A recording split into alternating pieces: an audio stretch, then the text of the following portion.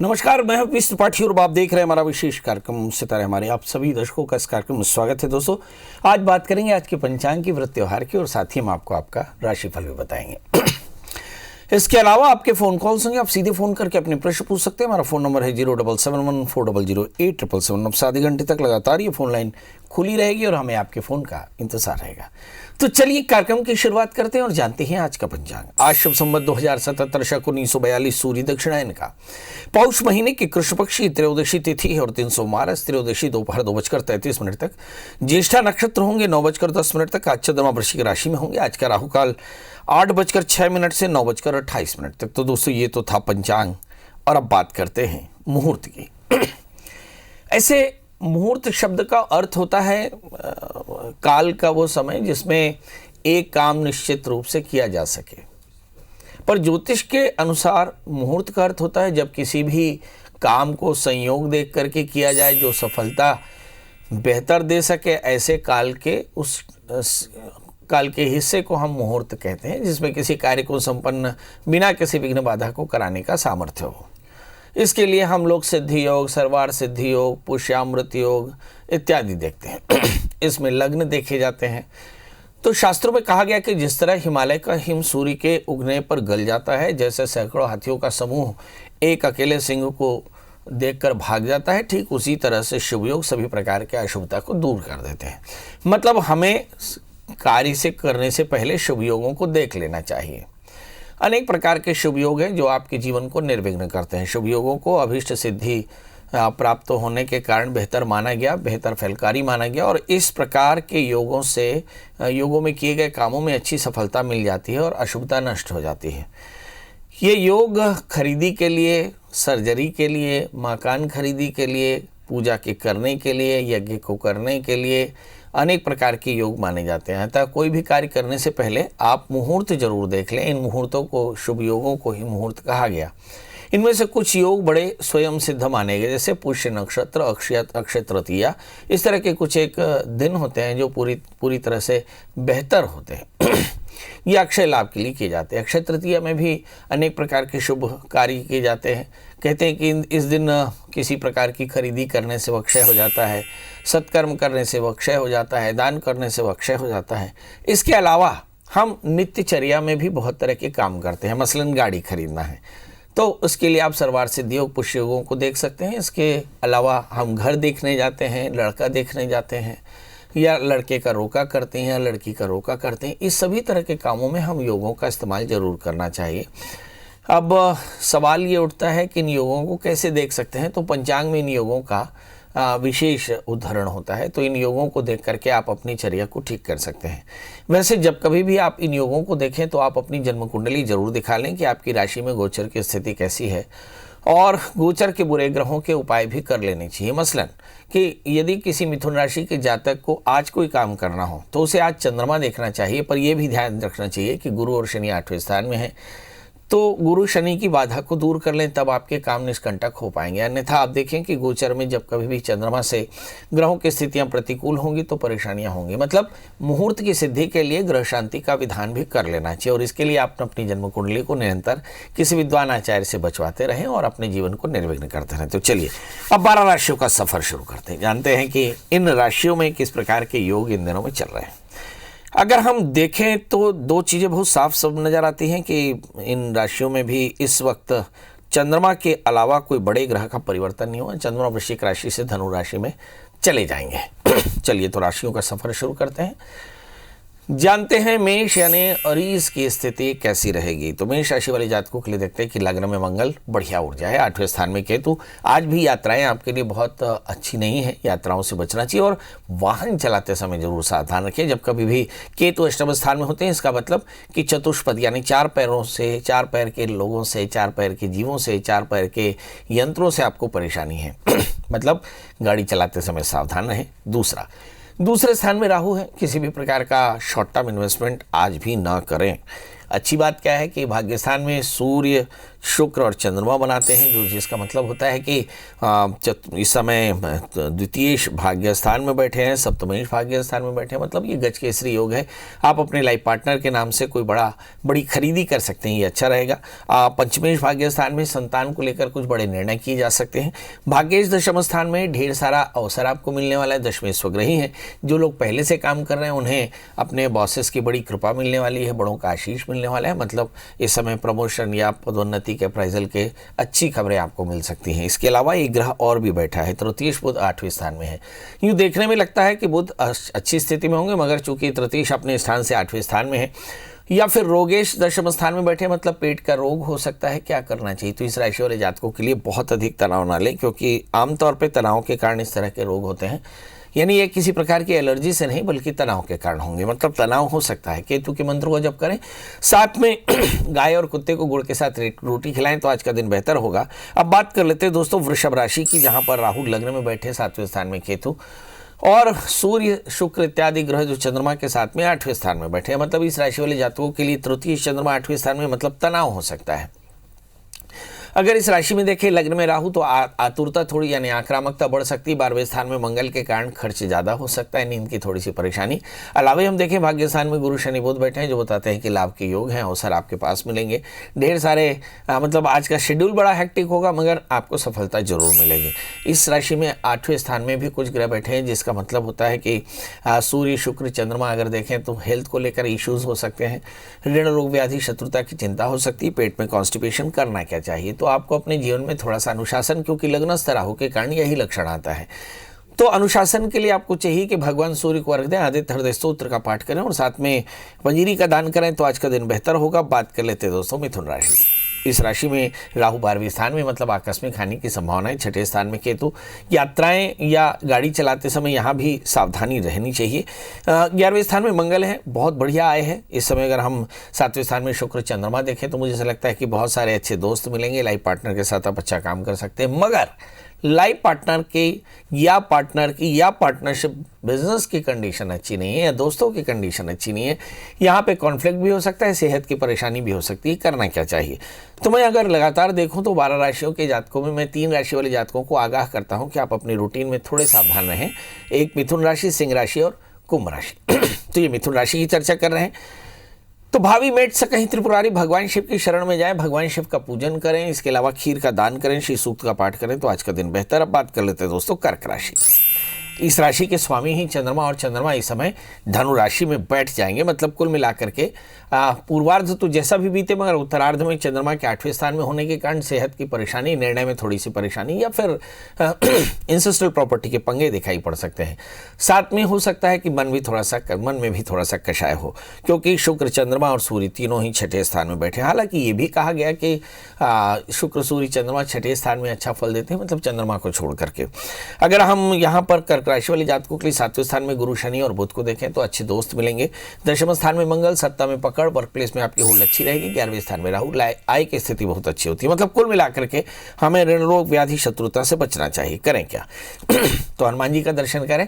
नासै रोग हरे सब पीरा, जपत निरंतर हनुमत वीरा। और उसके अलावा हनुमान जी के दर्शन के बाद मसूर की दाल गुड़ का दान करें, हनुमान चालीसा का पाठ करें, तो आज का दिन बेहतर होगा। बात कर लेते दोस्तों अब सिंह यानी लियो की।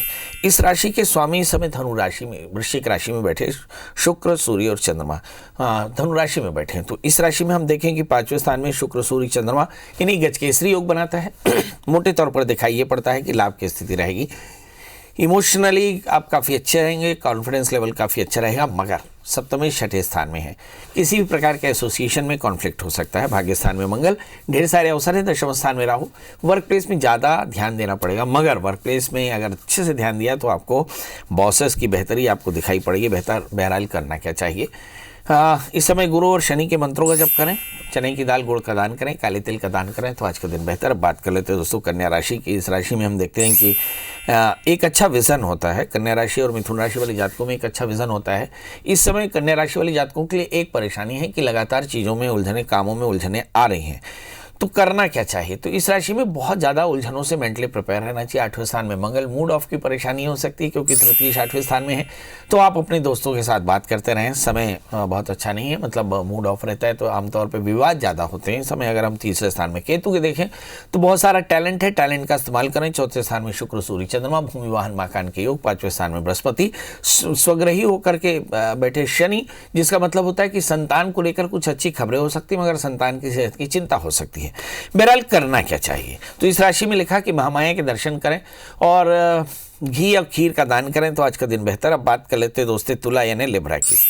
इस राशि में हम देखते हैं कि लग्नेश शुक्र तीसरे स्थान में बैठे हैं। एक अच्छा एम्बिशन, इस समय धन स्थान में केतु, यात्राएं हो सकती है। 8वें स्थान में राहु, किसी प्रकार की आकस्मिक हानि की संभावनाओं से बिल्कुल भी इनकार नहीं, विवाद हो सकते हैं। 7वें स्थान में मंगल, कुछ लोगों की शादी की बात चल सकती है, खासकर जिनकी शादी होने की स्थिति में है। चौथे स्थान में शुक्र, गुरु, शनि और बुध बैठे हैं, मतलब भूमि, वाहन, मकान के योग होंगे, मगर पेट की तकलीफ हो सकती है। माता के स्वास्थ्य को ध्यान देना पड़ेगा। क्या करें? शनिश्चर मंत्र जप करें, काले तिल काले उड़द का दान करें, जीवों की सेवा करें तो आज का दिन बेहतर होगा। बात कर लेते हैं दोस्तों वृश्चिक राशि की।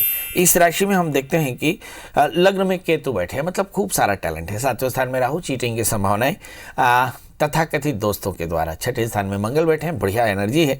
शत्रुवीरता है, मतलब शत्रुहीन होंगे आप, रोगहीन होंगे, नहीं स्वस्थ होंगे।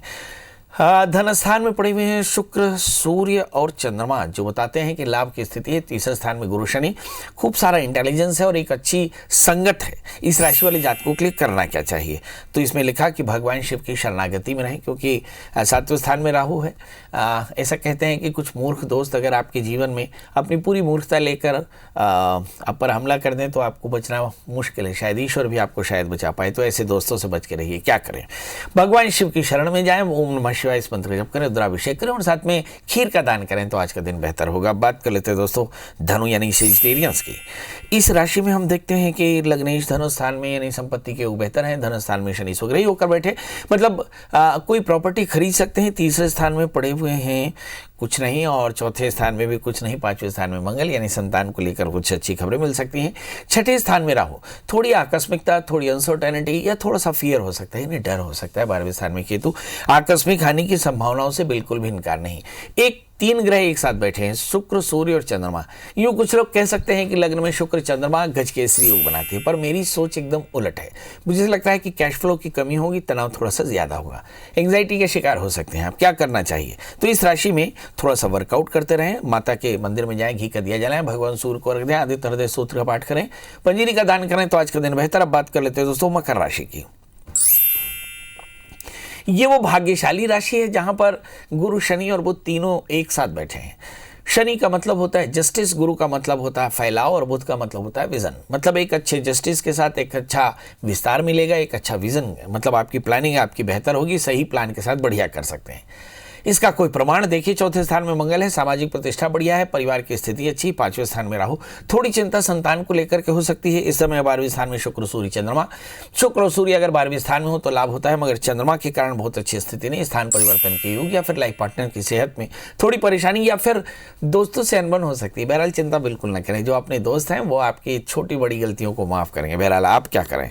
आपको चाहिए कि आप हनुमान जी का दर्शन करें, हनुमान चालीसा का पाठ करें, गुड़ चने का दान करें तो आज का दिन बेहतर होगा। बात कर लेते हैं दोस्तों कुंभ राशि की। इस राशि में हम देखते हैं कि 12वें स्थान में बुध, गुरु और शनि एक साथ बैठे। लग्नेश अगर 12वें स्थान में हो तो सेहत को लेकर परेशानी हो सकती है, और रोगेश अगर कहीं, पंचमेश अगर कहीं 12वें स्थान में हो मतलब संतान को लेकर चिंता हो सकती है। द्वितीय 12वें स्थान में हो मतलब सेहत को लेकर परेशानी हो सकती है, इंसेस्ट्रल प्रॉपर्टी को लेकर पंगे हो सकते हैं। इस समय अगर हम तीसरे स्थान में मंगल देखें तो वाणी का संयम रखना होगा, एनर्जी को सही तरह से चैनलाइज करना होगा। आय की स्थिति बहुत बेहतर है क्योंकि सूर्य आपके 11वें स्थान में है, चंद्रमा भी 11वें स्थान में है, मगर शुक्र के कारण थोड़ा सा कैश फ्लो कम होगा। 10वें स्थान में केतु। इस राशि वाले जातकों के लिए बहुत सावधानी से अपने वर्क प्लेस में काम करना चाहिए। क्या करें जिससे आज का दिन बेहतर हो? जैसे मैंने कहा कि 3 राशियों को सावधान रहना चाहिए, उसमें पहली राशि मिथुन, दूसरी सिंह और तीसरी कुंभ राशि। मतलब इस राशि वाले जातकों के लिए स्थायी तौर पर जब तक गुरु शनि 12वें स्थान में यानी मकर राशि में बैठे हैं तब तक थोड़ी सावधानी रखनी चाहिए। क्या करें? बृहस्पति के मंत्र जप करें, गुड़ चने का दान करें। अब तिल का सीजन आ चुका है तो तिल के लड्डुओं का दान करें तो आज का दिन बेहतर होगा। अब बात कर लेते हैं दोस्तों मीन यानी पाइसेस की। अगर हम 12 राशियों में भाग्यशाली राशियों को देखें तो पहली राशि आती है मेष, दूसरी राशि आती है मकर और तीसरी आती है मीन। यानी मीन राशि वाली जातकों के लिए आज का दिन दिन भी बेहतर होगा। भी बेहतर का मतलब यह है कि 11वें स्थान में गुरु शनि है, राजयोग दिखाई पड़ता है। इस समय दशम स्थान में शुक्र सूर्य चंद्रमा बैठे हैं, जो बताते हैं कि आपकी आय की स्थिति बेहतर होगी और वर्क प्लेस में भी होल्ड काफ़ी अच्छा रहेगा। इस समय मीन राशि वाले जातकों के लिए देखते हैं भाग्य स्थान में केतु और तीसरे स्थान में राहु बहुत क्रिएटिव होंगे। क्या करना चाहिए? तो इस राशि में बच्चों को डाइवर्शन से बचना चाहिए। बहुत अधिक इलेक्ट्रॉनिक गैजेट्स के साथ समय न बिताएं। हालांकि ऑनलाइन पढ़ाई हो रही है, इसलिए मजबूरन पेरेंट्स को अपने बच्चों को मोबाइल और लैपटॉप देने हो रहे हैं, मगर फिर भी आपका काम है कि आप अपने आत्मसंयम रखें। इसके अलावा भगवती महामाई के दर्शन करें, शुक्र के मंत्र का जप करें, दही दूध का दान करें, तो आज का दिन बेहतर होगा। तो दोस्तों, ये तो था मेष से लेकर मीन काल। आज हमने चर्चा की है कि शुभ मुहूर्तों का प्रभाव ये होता है कि आपका जीवन निर्विघ्न होता है, मगर शुभ मुहूर्त देखने से पहले आप अपनी जन्म कुंडली को देख लें, किसी प्रकार के ग्रह दोष तो नहीं। यदि ग्रह दोष हो तो ग्रह दोषों की शांति के साथ शुभ मुहूर्त में सुकर्म करें, जिससे आपको अच्छा फल मिलेगा, सभी प्रकार के विघ्न दूर होंगे। तो हमारे साथ पहले कॉलर जुड़े हैं साहू जी। साहू जी, आपका बहुत बहुत स्वागत है। बताइए क्या जानना चाहते हैं? टी.आर. साहू जी। हाँ, हेलो जी, बताएं प्रभु जी, बताएं। जी, मेरा डेट ऑफ बर्थ है 13/12/89, 1 83 या 84? 79 ओह 79, ओके जी। और समय बता दें? समय 10:45 दिन में। और जन्म स्थान बता दें? भाटापारा। हाँ, बताइए प्रभु जी, क्या जानना चाहते हैं? पंडित जी, मेरा स्वास्थ्य बहुत खराब रहता है पिछले महीने भर से। यही जानना था कि ये कब तक ठीक हो जाएगा। कितने दिन से स्वास्थ्य खराब रहता है? ये अभी महीना भर हुआ है, थोड़ा ज्यादा ही प्रॉब्लम है। मतलब क्या परेशानी रहती है साहू जी? पेट में जलन, पेशाब उसाब में जलन है और थोड़ा। टेंशन कितना ले रहे हो आप? टेंशन बहुत है। किस चीज का टेंशन है? यही डर, मतलब शरीर में क्या हो रहा है, कैसा हो रहा है, कुछ गड़बड़ ना हो जाए। शरीर के टेंशन से शरीर को टेंशन दे रहे हैं। चलिए, अब जानते हैं अपने दर्शक जो हमारे बहुत सारे ज्योतिष से जुड़े हुए हैं, उनके लिए भी एकेडमिक कुंडली है ये। 13 दिसंबर 1979, 10:35 भाटापारा का जन्म है। जन्म लग्न इनका कुंभ और राशि इनकी कन्या है। एक बड़ा प्रश्न है कि रोग के कोई लक्षण नहीं दिखाई पड़ते, मगर जातक बीमार है। ऐसा क्यों? क्योंकि शुक्र की अंतर्दशा चल रही है, गुरु में शुक्र का अंतर चल रहा है और ये 2021 जुलाई तक चलेगा। मतलब ये हुआ कि जातक तनाव ले रहा है। तनाव किस चीज़ का हो सकता है? मुझे से लगता है तनाव रूटीन का है। रूटीन का तनाव मतलब मुझे लगता है कि परिवार की चिंता है, कमाई की चिंता है, कुछ होगा कुछ नहीं होगा इस बात की चिंता है। तो करना क्या चाहिए? तो सबसे पहले तनाव से अपने आप को मुक्ति करनी चाहिए। इसके लिए सेल्फ हिप्नोसिस या मंत्र के जप का आश्रय लेना चाहिए। तो आप रोज ओम ऐं ह्रीं क्लीं चामुंडाय विच्चे 9 मंत्र है, और कुछ नहीं तो ओम नमः शिवाय, इस मंत्र का अस्फुट स्वर में जाप करें। ओम नमः शिवाय, ओम नमः शिवाय, दोनों तर्जनी उंगलियों को लॉक करके और योग मुद्रा में आप कम से कम 5 मिनट बैठ करके भगवती महामाया का जाप करें। खूब सारा पानी पिएं और थोड़े से चीनी का दान करें। आप देखेंगे कि आपके जीवन से तनाव दूर हो जाएगा। एक 4 कैरेट का अच्छा सा ओपल, एक 4 कैरेट का ऑनेक्स धारण करें। इसके बाद भी तनाव रहे तो फिर शामिल हो। निश्चित तौर पर हम कोशिश करेंगे कि ये तनाव आपका दूर हो जाए। दिगंबर जी, आपका बहुत बहुत स्वागत है। बताइए क्या जानना चाहते हैं? जी पंडित जी नमस्कार। दिगंबर जी, थोड़ा जोर से बोलें, मुझे सुनाई कब आता। हाँ जी नमस्कार पंडित जी। जी नमस्कार, बताएं। जी, मेरा जन्म दिनांक है 9/5/1973। ओहो, और जन्म समय? दोपहर 12 बजे। जी, दोपहर 12 बजे। और जन्म स्थान? बुरहानपुर। जी, क्या जानना चाहते हैं? जी, मैं जानना चाहता हूँ मेरा मानसिक, आर्थिक और शारीरिक भविष्य कैसा रहेगा, समय कैसा रहेगा। आर्थिक क्या परेशानी है और शारीरिक क्या परेशानी है? अभी तो कुछ नहीं है, पर आने वाला जैसा भविष्य कैसा रहेगा। हाँ, आने वाला समय क्या रहेगा, ये एक परेशानी है। तो मुझे ऐसा लगता है कि समय आपके लिए बढ़िया है। समय को एंजॉय करें। आपका जन्म लग्न कर्क है, राशि भी आपकी कर्क है, बहुत देर तक मैं कहता हूँ रोज कि भाई 7वें स्थान में गुरु और शनि बैठे हैं, मतलब अच्छे दोस्त मिलेंगे, थोड़े से लाइफ पार्टनर की सेहत का एकदम ध्यान रखना होगा। इसके अलावा तो कुछ दिखाई नहीं पड़ता। हाँ, कमर के दर्द का एकदम ध्यान रखें। मोटरसाइकिल चलाते समय थोड़ा देखें कि आप बहुत देर तक मोटरसाइकिल ना चलाया करें, क्योंकि पॉस्चर की थोड़ी सी परेशानी, एक स्थिति में ना बैठे। शनि की अंतर्दशाएं चल रही, चंद्रमा में शनि का अंतर अक्टूबर से शुरू हुआ है, 1.5 साल रहेगा। मतलब कुल मिलाकर के शनि की दशा में तनाव हो सकता है, ऐसा लगता है कि कुछ आकस्मिक परेशानी हो सकती है, कमर का दर्द हो सकता है, पैरों में साइटिका जैसी परेशानी हो सकती है। क्या करना चाहिए? तो आपको चाहिए कि काले तिल का दान करें और एक शनि के मंत्रों का जप करें, ओम शम शनिश्चराय नमः, और भगवान शिव का अभिषेक करते रहें। आप देखेंगे कि आपकी परेशानी दूर हो जाएगी। हमारे साथ अगले कॉलर हैं वेद प्रकाश। वेद प्रकाश जी, आपका बहुत बहुत स्वागत है। बताइए क्या जानना चाहते हैं? हाँ सर, हेलो जी बताएं। प्रकाश जी, प्रणाम करता हूँ। हाँ, प्रणाम पंडित जी। भैया सबसे पहले टीवी की आवाज बंद कर दें, फिर हमारी प्रणामी ले लें। हाँ हाँ, वो पंडित जी मेरे को ना वो नौकरी के बारे में जानना है। जन्म तारीख बता दें प्रभु। जन्म तारीख मेरा 7/7/1994 है। बहुत सुंदर। और जन्म समय बता दें प्रभु। जन्म समय सुबह 6 बजे। और जन्म स्थान बता दें। जन्म स्थान जी राजिम। राजिम जी। हाँ, छत्तीसगढ़ का कुंभ, छत्तीसगढ़ का ये सबसे शुभ जी, स्थान। क्या जानना प्रयागराज। चाहते हैं? नौकरी कब लगेगी? नहीं, मैं ना अभी स्वास्थ्य विभाग में NHM में कर रहा हूँ पंडित जी। जी हाँ, डेली वेजेस में कर रहा हूँ कलेक्टर दर में। तो मेरा नियमितीकरण कब होगा, ऐसे करके पूछना है। शादी हुआ है? नहीं जी, शादी हो गई है पंडित जी। तो वाइफ का स्वास्थ्य ठीक है?